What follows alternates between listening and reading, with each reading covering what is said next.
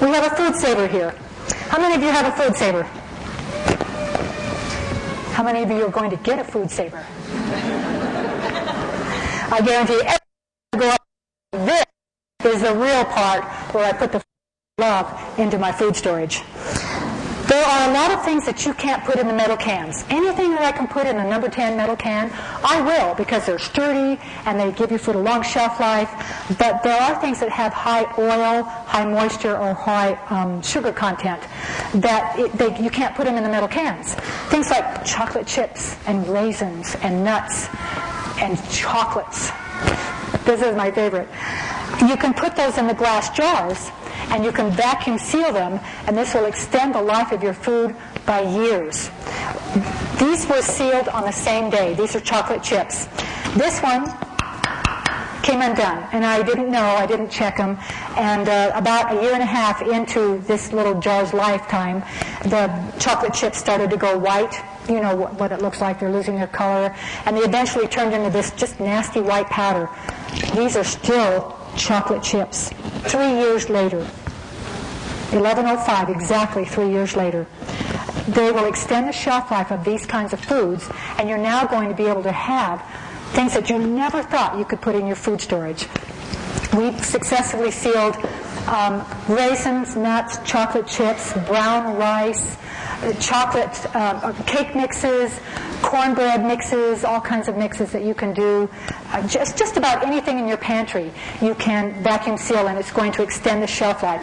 Even if you're not going to do food storage, you're going to want to do this, because you're no longer going to go in your pantry. You're making chocolate chip cookies and you go for the walnuts and they're stale. They've gone rancid. This doesn't happen anymore. Extending the shelf life is great with what you're doing. Now, the process couldn't be easier. You're going to take your food saver, and I have never used this part of it, the part where you put the bag in it and you seal the bag. I don't even use that, because the bags will always leak. Every single time, eventually, that bag will leak. These jars stay sealed until you open them up. And this is open because yesterday I opened it up to the crew and they ate all the candy, so this is open. If you're buying a food saver, this new would cost about $100 or more. Do not buy it new. Go to eBay. Every single day I have ever gone onto eBay, there have been at least 100 of these that people are getting rid of. So you go on there, $20, $25, although the more I give the class, the faster they're going. So do it tonight. The only thing that you want to be sure that your food saver has, it needs to have the little porthole on the top. That's the only part you're going to use on that machine. Isn't that sad? This great big machine.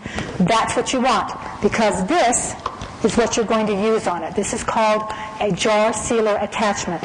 Sometimes it'll come with this. You look on eBay and see if your machine is going to have the jar sealer attachment. If it doesn't, they cost $10. Just be sure you get the wide mouth and the regular mouth, because then you can use all of your canning jars.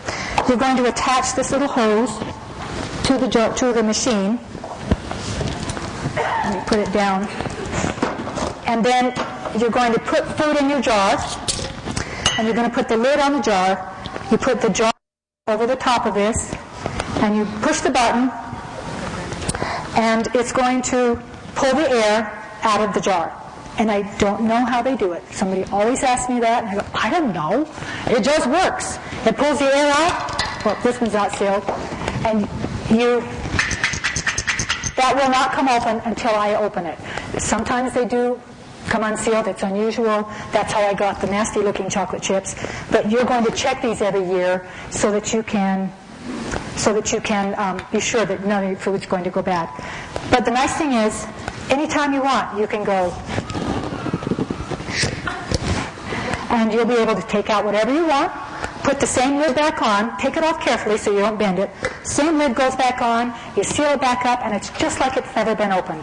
That's how we can get 2, 3, sometimes 4-year shelf life on foods that you just seal it right back up. Yes, sir? You have to heat up the lid. Okay. No, not generally speaking. Sometimes the lid won't seal, and it's always on the thing that's really hard to pack. You get it all packed in there, and you put your lid on, and it won't seal. There are things you can do. You can put the lid on regular, down, and then you can take another lid and put it on upside upside down, and try sealing that. Sometimes that added pressure will hold it. If you heat the lid, then oftentimes that will help it to seal. You won't be able to reuse that lid, but it will help it to seal. Sometimes you just have to take it out and put it in another jar. I've had jars that just won't seal. But generally speaking, it's a very simple process. You put your food in, you put the lid on, you seal it up, date your lid, always put the date on so you know how old it is and when it needs to be rotated. And you will be able to put foods in your food storage that are 2-3 years later, you've got fabulous food that you never thought you could have in your food storage.